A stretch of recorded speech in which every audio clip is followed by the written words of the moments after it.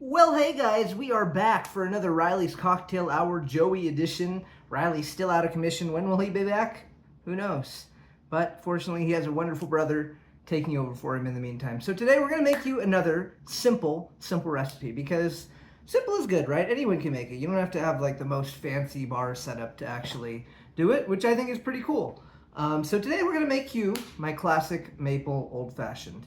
And it's a very simple drink, and I will show you how you make it. I need to get one more thing that I forgot. We'll get that at the end. But in the meantime, I first put one large rock in there along with a dash of water. This recipe calls for a little bit of water, so you put just a tiny bit to bring out the flavor. But first we're going to kick it off with 2 ounces of bourbon, and we're using Knob Creek. I'm not, as you guys have seen, I'm primarily a tequila drinker, so I don't, while I have I don't know, 12 to 14 varieties of tequila, I don't have that many varieties of bourbon. And I'm not in bourbon as deep as I am tequila. So you use whatever you like. Maybe you have a better bourbon, and I'm open to recommendations. So if you have one that would go really well with this, please suggest it. I would love to give it a try. So 2 ounces of that. Next, we're going to hit it with a tablespoon of maple syrup. And I can measure it in the cup, or I can just measure it right here in the actual tablespoon measurer. So that seems fine. We'll do just a bit of that. We're gonna put a couple dashes of the famous Angostura bitters. Just a couple dashes. Hit it with that double dash. Bam, bam. Easy peasy.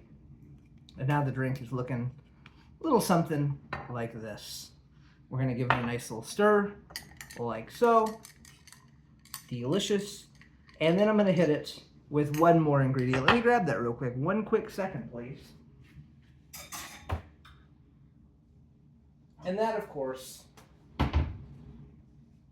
is an amazing Luxardo cherry. Maybe 2. Why not 2, right? I mean, I deserve it, right? You deserve it. If you're making this drink for yourself and you want 2 cherries, freaking have 2 cherries, dude. No one's going to stop you.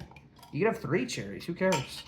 But yeah, these are an absolute treat, a delicacy, and fantastic. So let's drop a couple of those in there. I love cherries. Can't go wrong with a good cherry. That's what I always say. So let me throw this around here. And now, let us taste my delicious concoction. Well, I hope it's delicious. If it's not, then I screwed up a pretty easy recipe. But to my health.